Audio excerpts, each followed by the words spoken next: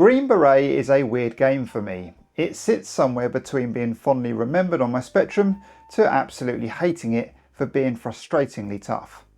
With all retro gaming, there was a period of time, quite a large period for me, where I stopped playing Spectrum games and started again for the nostalgia hit. Nostalgia often lets you down. Movies aren't what you remember, music you're obsessed with sounds awful, and games you thought were classics are just plain crap. When I started to play Spectrum games again, I went straight for the Jetpacks, Manic Miners, Chucky Eggs and Bruce Lees of this world. At no point did I sit there and think, ooh, what about Green Beret? Why is that? I mean, the Spectrum version is highly praised, and rightly so for the wonderful conversion achieved by the late great Joffa Smith. Maybe it starts with my relationship with the arcade version, known as Russian Attack in some regions, which is quite frankly ridiculous. Why not own it and just go with Kill the Commies or any other insult that was applicable during the frosty relationship between the West and the USSR in the 1980s? Although it seems that even this play on words was a little too much for us Europeans, so instead we got Green Beret. But as you can see from these various posters, it was very much Marines versus the Soviets, as you fight through the checkpoints to rescue the soon-to-be shot POWs that are shown in a spot of bother at the beginning of the game. With Mr. Rambo and Mr. Norris often frequenting foreign jungles to rescue forgotten about POWs, this was big business in the mid-1980s, so it made sense for video games to follow suit. Presumably, amongst the backdrop of Cold War era relations with the Soviets, it all seemed like the right path to a surefire hit. This is my particular favourite from a leaflet for arcade owners. Our moustached hero appears to be blowing up the Kremlin single-handedly. Or how about this one that clearly shows how much fun a family can have infiltrating a Russian prison camp? Lovely. So, dubious naming out of the way, what about the game? Well, even in 1985, it was just another side-scrolling shooter that was definitely very stabby, with a button dedicated to sticking holes in your enemies. Our Green Beret is a strange-looking fella even here on the arcade. The animation is fairly mediocre for me, with this little blank face bobbing along, stabbing anything that moves. This mediocrity made it into the 8-bit offerings in various degrees of shitness. Ocean Software had a licensing deal with Konami for 8 games in 1985, and Green Beret was very much one of them. Put out on their Imagine label, more on the Spectrum, AMSTRAD and CPC versions that are competing here in a bit, but check out some of these other protagonists that were ported to various systems. Possibly my favourite is the Atari 8-bit offering. Our little deformed hero, who appears to be just a rectangle with legs, is gloriously killing enemies just by brushing into them. The BBC Micro lads took the green part of the Green Beret a little too literally and even gave him matching shoes with a red tracksuit. To be honest, if a green-haired red tracksuit wearing fella was running at me with a knife in his hand, I'd probably shit myself. And I've also changed my mind mid-video. The +4 beret wearer is definitely my favourite.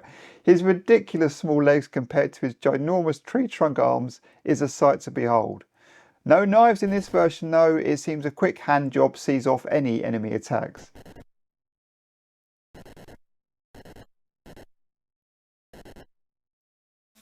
At least the MSX dude is dressed accordingly, although he does resemble one of those all-green plastic toy soldiers we had millions of when we were kids. So we have a typical side-scroller with an average-looking main guy that is remembered as being super tough to get through. So what is good about it? And is it really that tough? Well, this is me charging through level 1 on the arcade, and you do have to have your wits about you, and sometimes you can die needlessly by mistiming a jump or not killing the nearest enemy first behind you, but actually it's not too bad. After a few goes, I was managing to complete stage 1 each time without dying, but in true arcade style, it does ramp up somewhat from level 2 onwards. The weapons are pretty cool though. The effect the flamethrower has is particularly satisfying. I love the way it truly obliterates everything in its path. With 4 stages being the normal for the arcade game and subsequent ports, lucky NES owners actually got 6 stages, with the Famicom Disk System owners in Japan getting secret tunnel areas too. The lucky buggers also got 2-player co-op, which was probably all due to Konami's direct involvement with this version and not Ocean. Ocean did have a lot of success with their ports though, so much so that Green Beret 2 was very much on the cards. According to a Retro Gamer article about Green Beret, the sequel was known as Vindicator, which was originally designed to be a Double Dragon ripoff, as Ocean were annoyed they didn't get the DD license. However, the main character was very much a green hat wearing stabby sort of fella with a small interest in flamethrowing. Ocean smartly cottoned on to the fact that licensed games were generally better than games not officially attached to an arcade hit or movie, so they very much wanted this to become Green Beret 2. Konami wanted too much money though, so the subtitle of the game was removed, and the game was actually eventually released as a very much different game in 1988, just called Vindicator.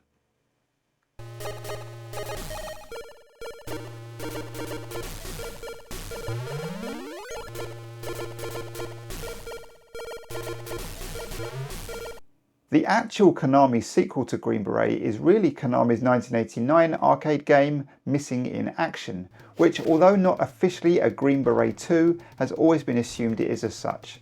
I mean, they still managed to make the main character look dodgy, so it must be right.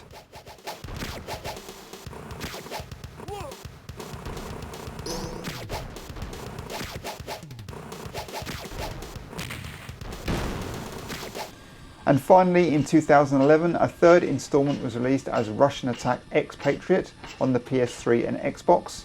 Certainly this has the same stabby flavour as the previous games, but with more stealth moves, tactics and attack combinations.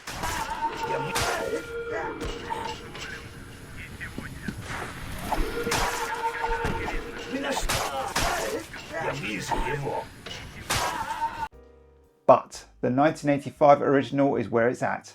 And so what about the 3 big home ports here in the UK?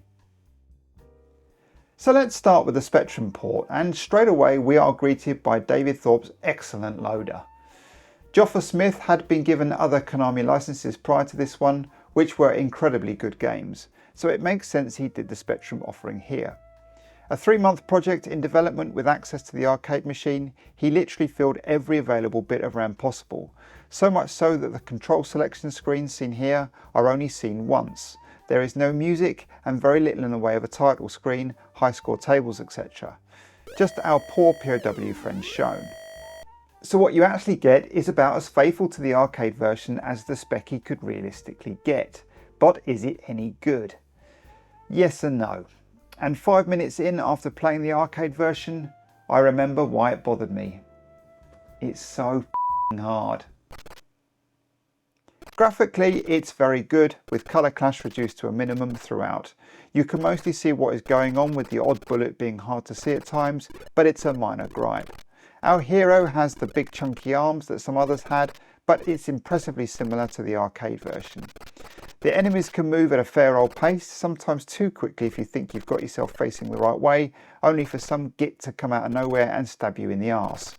In the arcade, the mix of baddies is kept at a minimum on stage 1, but not here. We have shooters and jumpers, the latter of which mean well-timed jumps and stabs are the order of the day when running up against them. The same checkpoint at the grenade launcher chap is nice. The flamethrower is as satisfying here as anywhere, and the skeletal fired animation when the enemies die is really cool, although due to limitations it is used for every death. The arcade game has 2 buttons for stab and weapon, so if you do play on joystick it might be another computer on the floor job. I played it on keyboard and it's certainly interesting using 2 fire buttons, but that applies to all versions on show. Making it past stage 2 is a proper challenge. No doubt I'll get comments from gamers who found it easier, but for me the difficulty rating is too high. Playing it today took me right back to those days, frustratingly trying to like this game but not getting past level 2 on most occasions. So I was getting angry and playing something else. Magazines at the time did enjoy the game though, with the best score coming from Sinclair User, who gave it 5 out of 5, remarking that it still looks stunning, albeit lacking in sound, with better explosions etc. on the 128K version, but sadly no rousing score to play along with.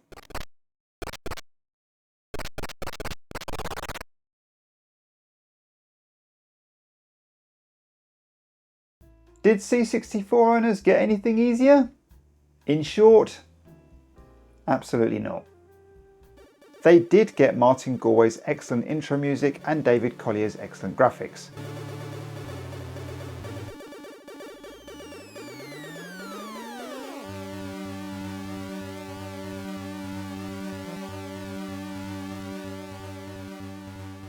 I mean, just look at this thing move.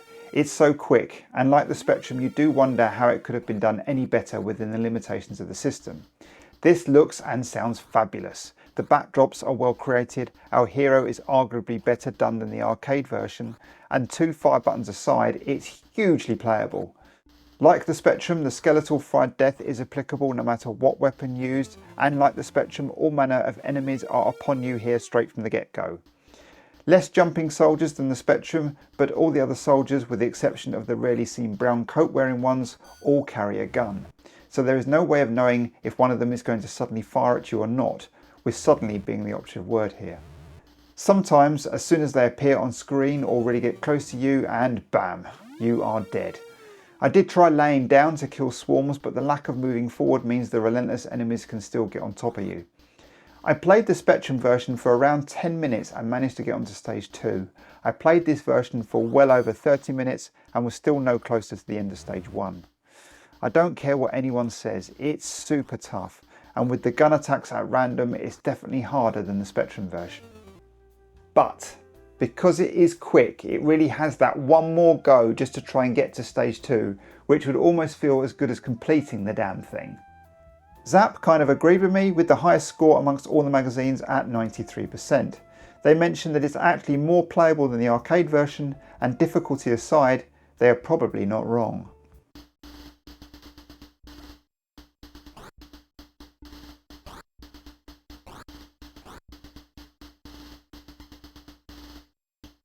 And then there is the plucky CPC version. Oh man, where do I begin? Okay, firstly, the backdrops are great, probably the best of all three. You get a nice little tune to get you going, and the sound effects etc. are okay too. Our hero looks okay. He's a bit on the blocky side, but not too terrible. But all that is irrelevant though as soon as you start playing. The controls are a little unresponsive and movement is sluggish and muddy. This certainly isn't a side scroller. It's a side, wait 3 seconds and possibly die scroller. One upside of this is sometimes you can get your flamethrower to reach further than it should do. Jumping enemies is more of a thing here compared to the others, with it being possibly the easiest way to get past swarms of enemy soldiers. All baddies are present here as per the Speccy and C64 versions, so add that to the stupidly so controls and scrolling, and it's a real mess to play compared to the other two. It's a shame because it looks and sounds pretty decent, but it just goes to show those two things don't mean shit if you can't play the damn thing. Now, I might be in the minority here, and I'd love to hear from CPC owners who played this back in the day, which sadly I didn't. So I'd be interested what mid-80s you as a kid thought of this, and if you've played it since and wondered if it hit the same. I say this because AMSTRAD Action were fairly complimentary. They admitted the scrolling was an issue, but seemed to suggest it was playable enough and great fun. So what do I know?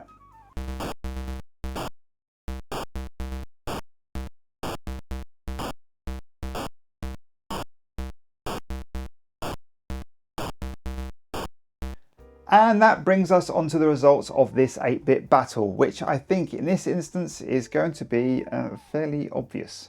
So in third place, without any doubt, is the CPC version. Slow, muddy controls, horrible scrolling, but with nice graphics and sound that just don't do enough to lift it any higher than third. Sorry CPC lovers. Which means it's between the Speccy and Commodore 64. So, today's winner is, drum roll please,